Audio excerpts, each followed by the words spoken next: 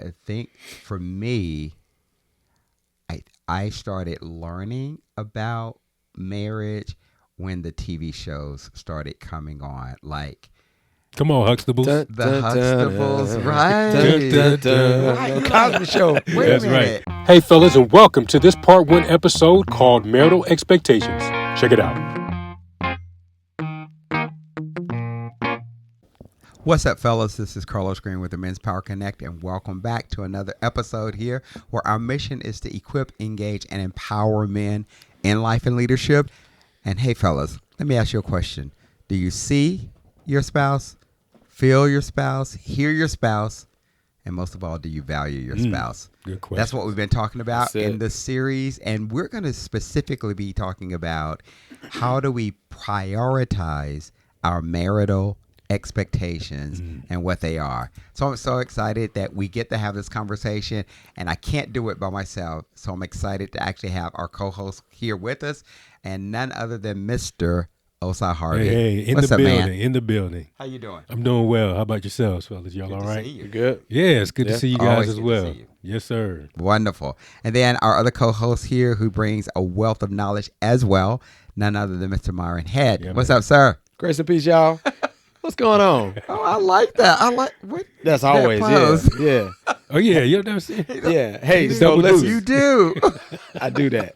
That's what, as myself would say, that's what I do. That's what I do. Shout out to Liam. Shout out to Liam. Yes. So listen, our mission here is to equip, engage, and empower men. Did you I said that.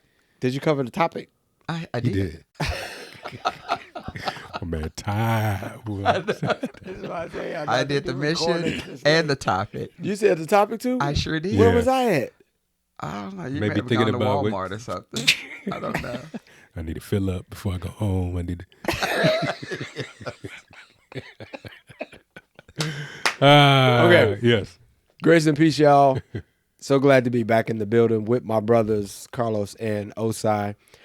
And listen, so we're going to jump right into it. We are talking about, as Carlos mentioned, prioritizing marital expectations. But we have a challenge that we come into with this. On the husband side and the wife side. Yeah. We all are bringing perspectives of what we perceived marriage to be like based on how we grew up and how we were raised. Right. Now, that can be a really good thing, but that can Right. be a really challenging thing, and a lot of space in between. Because not everybody grew up in a home where things were roses and things were pancakes every morning and smiles and all of that. There was tension, there was arguments, there may have been infidelity, there may have been divorce, or maybe never even married. There's all of these things that each of us grew up watching, and this is the picture that we developed. In a lot of cases, some people developed a picture of, I don't want anything to do with marriage, based on what I've seen Right. from family or the past, or even from my own parents. Right. So that's what we jumping in, and that's what we're talking about, fellas. Yeah. And I want to kind of ground us in a couple of scriptures. First being Ephesians chapter 5, verse 25. Husbands, love your wives as Christ loved the church and gave himself to it, or for it, or for her in this case. And then the other would be 1 Peter 3 and 7. Likewise, husbands also dwell with your wives according to knowledge, as they are the weaker vessel, and ensuring that we honor them and consider her so that our prayers are not hindered. And then the last would be found in Ecclesiastes 4, where it talks about two are better than one, and it talks about how just having that unity makes us better, makes us stronger. So that's what we're leaning into. But again, fellas, that challenge that we have, let's talk about that. Yeah, I think for me, in my experience growing up, I think what I saw kind of opposed Ecclesiastes. It wasn't necessarily marital, there wasn't a marital makeup. Okay. I did see a lot of my family members have relationships, and they had family as a result of those relationships, but there was no commitment, there was no covenant. And so that's kind of the narrative that I built in my mind in terms of expectations subconsciously. Yeah. You hear about marriage, you see it on television, you see it in the movies, what marriage may look like. And I think that's another level of expectation that's not necessarily true. But that's what I saw. And so that became my reality. Now, going to church, I did see couples there that, would dress alike and that sort of thing. But there was more to it than that I did not have the experience of seeing, especially in a healthy covenant relationship, So for me, it was about really unlearning those expectations. I think a lot of that came from coming to Atlanta, being a part of a ministry that actually broke it down and showed us what that looked like. Okay.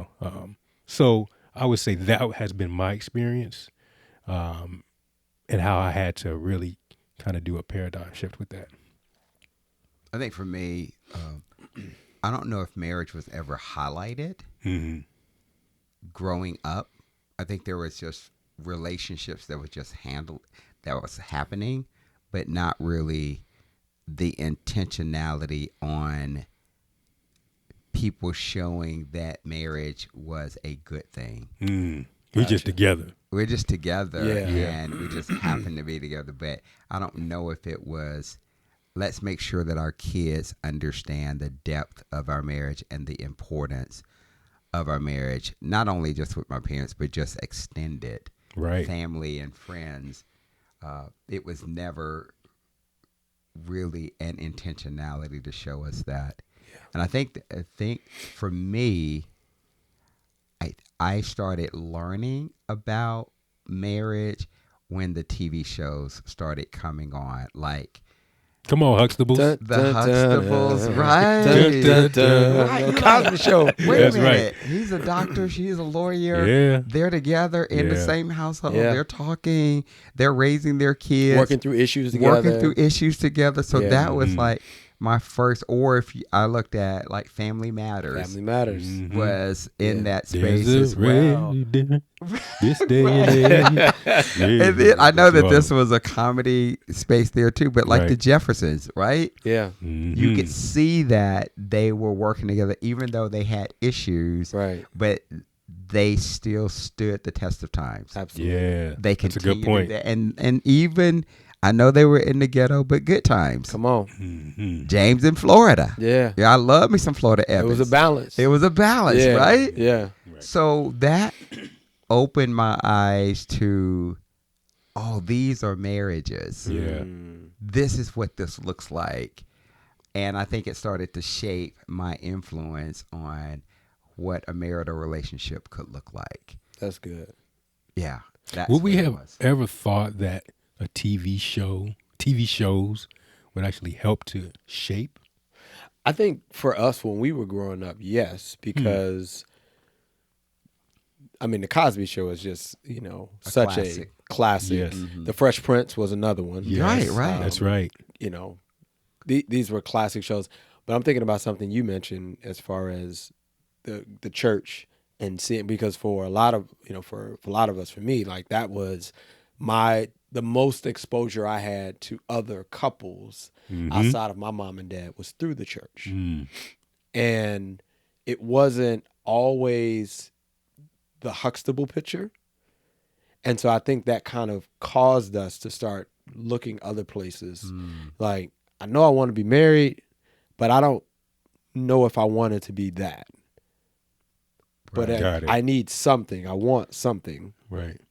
But I think mine just metamorphosed into other things. So I think really young, I think the couples that I really saw in the church were like the mothers and the deacons. Yeah. They were married. Yeah. Right. But I don't know. We saw the surface. We saw the surface. Of Exactly. marriage. That's what I'm That's going. why I said But the we weren't matching really suits, talking about Yeah. it. colors. Wasn't, Yeah, Yeah. that's right. yeah, it That's just right. wasn't like They came to church together. They worshiped together. They taught They together. went out to eat together. Yes. That's right. But when you think about how we are with our spouses now, where we're smiling, we're laughing, we're affectionate towards one another, I didn't see none of that stuff. That's right. Growing up, That's right. Yeah. except for when I turned on the Cosby Show. Yeah, exactly. I mean, just being Yeah, that's honest, right. you That's know. right. That's right. Yeah. You know? Yeah, You just it was didn't taboo. see it as much. Hugging Florida or Yeah. you Yeah. know, things like that. I didn't really see that. Yeah. And I mean, think my that really parents, they, shaped me. you know, they would, you know, always, when they came together, when they departed, there was always a kiss, I love you. Oh, that's good. So that's something that, you know, kind of talk about expectations that I kind of have when my wife comes home or when I come home. Yeah. That's something I'm looking for, you know, to see that happening. So I think once I got older, like in my 20s, at that point, because I didn't get married till I was later in my 20s, but that's when I really started to see more evidence of healthy marriages okay. at that point Yeah.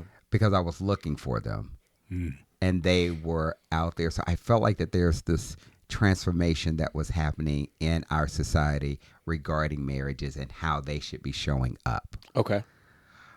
So walking through that and seeing that helped because then I really started looking at my pastor at that point and his wife and how they loved on each other Yeah. and how they had fun together Yeah. because that's who did our marital counseling and coaching. Okay. And they really set the example and the tone for that. And then my wife's parents were married and they had a healthy relationship.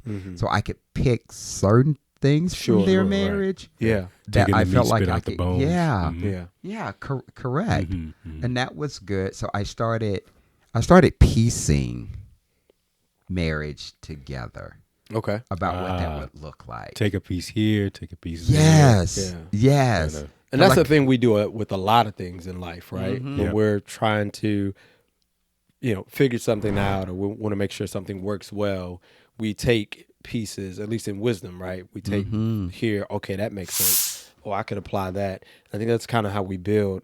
But I think the paradigm shift that I know I've had just from our conversations you guys have had, and hopefully a lot of the brothers watching have had, the paradigm shift is really that Ephesians chapter 5:25, right?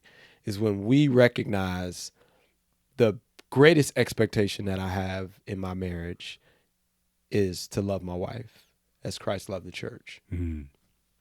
And what does that look like? That's where we go through searching through the scriptures, looking at the gospels, looking at how did Jesus respond to the church? How did he care for the church? I think of the verse when he says, "O Israel, how I wish I could have gathered you up as hens," right? Just that loving desire to see Israel, his church or the church, prosper, to see them connected to him and flourishing in their relationship with the Father. Yeah. So that is our expectation as husbands. How do I ensure that I'm giving to my wife? Not just in the sense of gifts, but I'm giving my love, I'm giving my attention, my affection. I'm hearing her, I'm valuing her, I'm seeing her, right? To the point where she can flourish. I love that word. I think you used it in the previous episode. Yeah. But ensuring that she can flourish in her life. And so that's that paradigm shift. And what was that like for you gentlemen? I think, for me, that paradigm shift came. Well, here's a couple of things. Thinking about our churches at this point, even today, is that where do you really learn that from? Because there's a lot of churches that don't have thriving marriage ministries, and it's not really highlighted in the church, Right. and it's not taught. But dude, we will bust out a kids ministry in a minute. Come on. Mhm. We'll bust out a men's ministry, Yeah. a women's ministry, Yeah. you know, Bible studies, all of that. But when we're talking about the first institution ordained by God, and it's the last institution that we incorporate into our churches. And the foundation for the youth group, for the men's ministry, for the Right. women's ministry. Right. The foundation is the marriage. It is. Yeah. But we don't put priorities around it. We don't put budgets around it. We don't intentionally highlight that to keep it ongoing. Yeah. And so for me, it was, where do we show up? Where can I actually go to where that's going to show up on a consistent basis? What is that going to look like? And for me, I found it in my community. Okay. I found it in the community of other men who are married, and wanted to live that expectation out that you talked about in the Word. Yeah. And how can we consistently get together and show up and make this an intentional space in our lives? And then we marry that with the Word. So it was, and I think you used the word, Myron, an evolution. It was ever evolving, because I really didn't know until I went through my coaching and counseling. Right. Yep. I really didn't know what that expectation was. Sure. Mm-hmm. And then I got the foundation, and that just started me on having a hunger and desire to be in covenant relationship, right relationship. So what were those expectations when I first got married? Yeah. And that word just clearly articulated it for me. Right. Yeah. Two things for me. So to echo your sentiments, it was learning vicariously. My pastor at the time really exemplified what marriage looks like. And then it was like, we smaller church, a lot of us went to the same colleges and institutions. Right. And so we were excited about relationships and dating and marriage. You know what I mean? So, and of course at that time we're talking to each other, we're sharing with each other what our girlfriends are doing for us and vice versa and stuff like that. Right. And so we're actually kind of not necessarily instructing, but we're giving insight to one another, different ideas and stuff, and where we picked it up from. And I saw this when I was growing up with my dad, and you know what I mean? And so taking these nuggets, I think for me was really, really beneficial, because again, like I said, I never saw that, growing up. So I think that was one thing. And then number two, it was also, I got to a point where I had to hold the mirror up and look within myself. Yeah. As far as things that I needed to change about me. And to this day, I'm doing that. There's always a self-inspection. There's always a self-inventory. Yeah. Because I know at the end of the day, wifey is looking at me, and so are my children, as the leader, as the head of the household. Yeah.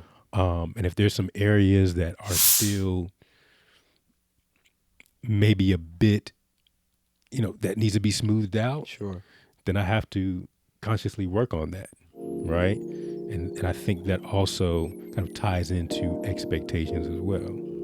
So I would say those two things for me, just in terms of the paradigm. Gentlemen, thanks for listening to this week's episode of Marital Expectations. Stay tuned as the fellas continue this engaging conversation. In the meantime, if you haven't done so already, subscribe to our YouTube channel and turn on your notification to stay connected to all new content on a weekly basis. Lastly, as always, don't forget to go out and encourage another brother.